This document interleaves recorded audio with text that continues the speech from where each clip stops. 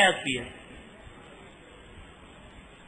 میں جب بھی شرک والی چیز دیکھتا ہوں تب وبائیں آتی، اور جب سبحان اللہ دیکھتا ہوں تو معاملہ درست رہتا ہے، حل بتائیں۔ اللہ برکت دے میرے بھائی، لیکن جذباتی نہیں ہونا اس معاملے میں۔ میں قرآن پاک کی حافظہ کی کلاس میں پڑھتا ہوں، حفظ کی کلاس میں پڑھاتا ہوں۔ میں قرآن پڑھتا ہوں تو مجھے پڑھتے پڑھتے بہت نیند زیادہ آتی ہے، اور میں گھر آتا ہوں نیند نہیں آتی۔ مہربانی اس کا حل بتا دیں۔ اس کے لیے تو ایک تو میرے بھائی میری بات یاد رکھنا، اساتذہ کو بھی چاہیے جو مدارس میں ہوتے ہیں بچوں کو قرآن جو حفظ کرواتے ہیں ان کو چاہیے کہ ان کو صبح شام کے اذکار اپنی کسٹڈی میں ضرور پڑھایا کریں۔ دیکھیں قرآن کا ایک اصول ہے، اللہ فرماتے ہیں فَإِذَا قَرَأْتَ الْقُرْآنَ فَاسْتَعِذْ بِاللَّهِ مِنَ الشَّيْطَانِ الرَّجِيمِ إِنَّهُ لَيْسَ لَهُ سُلْطَانٌ عَلَى الَّذِينَ آمَنُوا وَعَلَى رَبِّهِمْ يَتَوَكَّلُونَ۔ جب تم قرآن پڑھنے لگو تو اعوذ باللہ من الشیطان الرجیم پڑھ لیا کرو، یعنی کہ شیطان سے بچنے کے دعائیں جو ہیں یہ پڑھا کر بچوں کو اس کے بعد قرآن پڑھائیں۔ دوسرا یہ ہے، دیکھنے میں بات آئی ہے مشاہدات میں کہ زیادہ تر حفاظ جو ہوتے ہیں وہ پیٹ کی بیماریوں میں یا سر کے درد میں یا گلے کی بیماریوں میں مبتلا ہو جاتے ہیں۔ شیاطین ان کو بہت تنگ کرتے ہیں بیچاروں کو۔ ایک تو دعاؤں کا نہ پڑھانا استادوں کا یہ، دوسرا یہ ہے کہ یہ کوشش ان کو یہ ہو کہ بچوں کو بڑی سختی سے ڈرا دیں کہ وہ میوزک سے بچیں۔ لوگ اپنے بچوں کو حفظ کے لیے ڈال تو دیتے ہیں لیکن گھروں میں وہ ٹیلی ویژن کے آگے بھی بٹھا دیتے ہیں، اس طریقے سے ان گھروں کا بڑا معاملہ خراب رہتا ہے۔ تیسرا یہ بھائی جو استاد ہیں ان کو چاہیے کہ یہ سورہ بنی اسرائیل کی 45 نمبر آیت اور سورہ نساء کی 113 نمبر آیت یہ پڑھ لیا کریں 3 بار، اپنے آپ کو دم کر کے اس کے بعد قرآن کی تلاوت، قرآن کا سبق شروع کروایا کریں تو یہ کیفیت نہیں ہوگی انشاءاللہ۔ میری والدہ بیمار رہتی ہیں تو ایک سلفی عالم سے رابطہ کیا تو انہوں نے کہا کہ جادو ہے، 1 سیب اور 40 کانٹے لے کر آؤ، کیا یہ درست ہے؟ کیا لے کر آؤ؟ 1 سیب اور 40 کانٹے یا کانٹے لکھا کچھ نہیں، یہ تو وہ کانٹے کیا کرنے، سیب کو کھلانے تھے۔ اگلا سوال ہے، جناب 1.5 سال ہوا دکان شروع کی، کام بھی ٹھیک ہے الحمدللہ، مگر پیسوں کی کچھ سمجھ نہیں آتی کہ کہاں جاتے ہیں۔ پیسے اکٹھے ہونے کی بجائے الٹا 50,000 بلکہ کچھ زیادہ کا ہی مقروض ہو گیا ہوں۔ سستی اور کیلی بھی رہتی ہے، بہت زیادہ خواب میں اکثر بھینس، کتے، سانپ اور خون وغیرہ دیکھتا ہوں۔ یہ تو میرے بھائی علامت ہے جادو کی، یہ تو اس بھائی کو بہت کثرت سے فلک ناس پڑھنی پڑے گی، فلک ناس بھی پڑھے، پھر اس کے بعد بسم اللہ کا کثرت سے استعمال کرے، جتنی زیادہ بسم اللہ کرے گا انشاءاللہ اتنی برکت آئے گی۔ محترم، ہم نے ایک مریض دکھانا ہے، برائے مہربانی دیکھ لیں۔ اب تو اتنا تھک گیا ہوں کہ کمر بھی دکھنا شروع ہو گئی ہے، معاف کر دیں۔ یہ ایک بچی کا سوال ہے، وہ کہتی ہے میں قرآن حفظ کر رہی ہوں، میری نظر دن بہ دن کمزور ہوتی جا رہی ہے، نظر کا پوائنٹ 4.5 ہو گیا ہے، برائے کرم کوئی آیات بتا دیں۔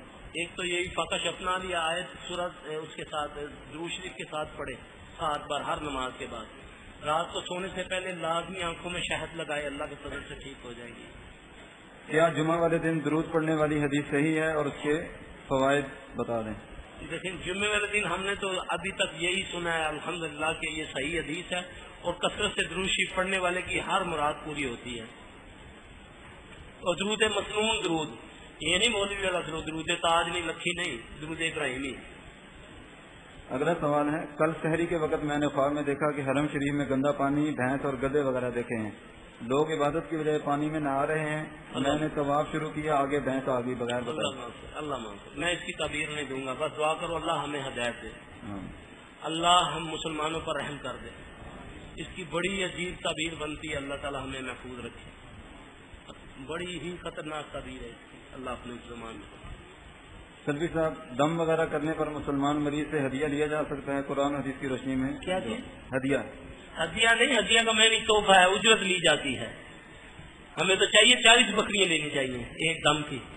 مصنون طریقہ تو یہی ہے نا کہ جو یہ دعویٰ کرتے ہیں جی کہ ثابت کریں جی دم کے لیے پیسے جائز ہیں، ہم کہتے ہیں ہاں ہم ثابت کرتے ہیں، پھر آپ ہمیں 40 بکریاں دیں گے،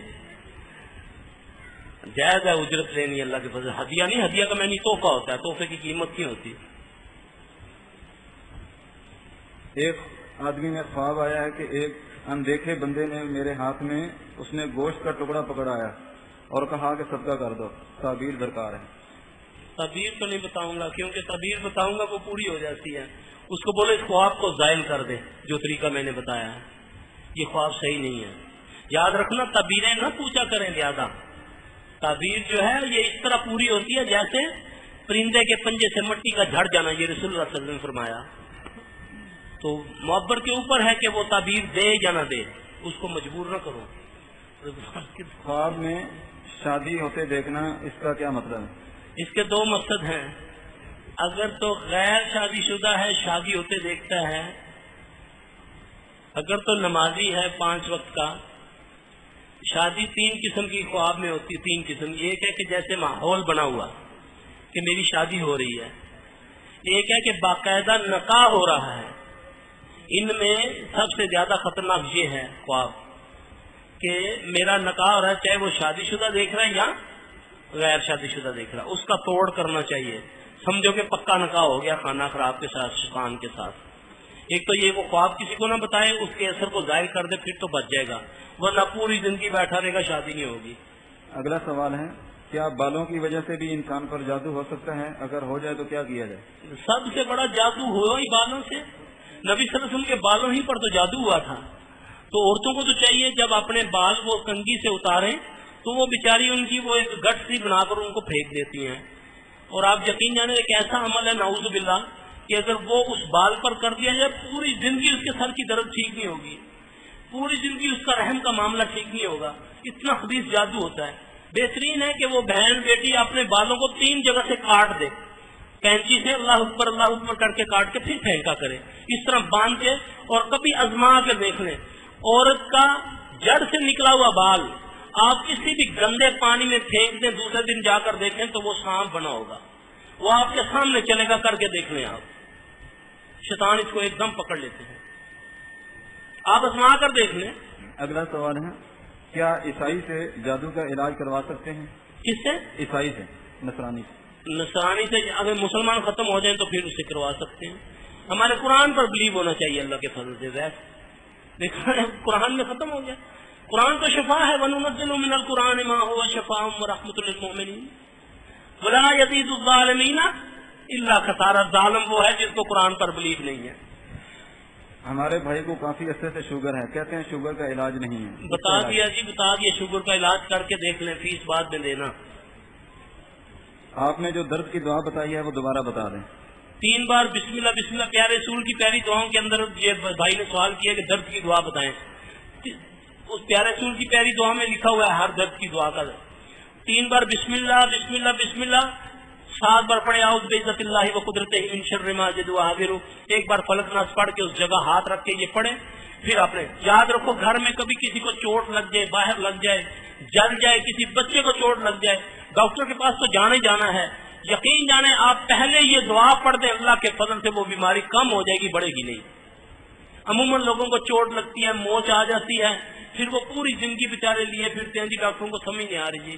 بچپن میں ایک موچ آئی تھی، بس آج تک یہ گھٹنا نہیں صحیح ہو رہا، درد ہو رہا ہے۔ شیطان اسی طاق میں رہتا ہے کہ آپ کو کوئی ذوق پہنچے وہ اس جگہ بنا لیتا ہے۔ جو بندہ چوٹ کے وقت یہ دعا پڑھ لیتا ہے، اللہ کے فضل سے وہ جگہ نہیں بنا سکتا۔ جب بھی وہ دعائی لے گا انشاءاللہ تعالی اس کا زخم، اس کی چوٹ جلدی اللہ ٹھیک کر دے گا۔ یہ آزما کے دیکھ لیں۔ اگلا سوال ہے، میرے ابو کے ساتھ جن ہیں، دادا ابو کے ساتھ بھی تھے، ہم جدی پشتی والے حدیث ہیں، کیا وہ اگلی نسل میں منتقل ہو گئے ہیں؟ بالکل جائیں گے، ماں باپ دادا کی نشانی ہے، نانا کی نشانی ہے، جاتی ہیں اگر یہ تو جاتی ماروسی بیماریاں اسی وجہ سے ہوتی ہے نا۔ یہ 4 سال سے پھوڑا ہے، جس کا آپریشن بھی کروایا ہے، دم بھی کروا چکے ہیں، 15-10 دن میں زخم پھوڑا پھٹ کر بیٹھا ہے، اس کا کوئی موضوع حل بتا دیں۔ اس کا حل میرے پاس ہے، لیکن میرے پاس ادھر آنا پڑے گا، اس کا باقاعدہ علاج ہے، اور انشاءاللہ العزیز اللہ کے فضل سے جلد کی کوئی بیماری ہو، اس کا علاج قرآن میں موجود ہے۔ حضرت ایوب علیہ السلام کو جو بیماری لگی نا، وہ جلد کی بیماری تھی، تو اللہ نے قرآن میں وہ بات نقل کی ہے کہ میرے بندے ایوب نے مجھ کو نادا کی، مجھ کو پکارا کہ اللہ مجھے شیطان نے در پہنچا رکھی ہے۔ یہ جلد کی بیماریاں زیادہ تر شیاطین کی وجہ سے ہوتی ہیں، تو اس کا علاج قرآن سے ہے، مٹی سے ہے۔ ایک دم ہے، ایک شفا ہوتی تھی، بعد میں وہ مسلمان ہو گئی، اس وقت جو یہودیہ تھی آ کر عرض کرتی ہے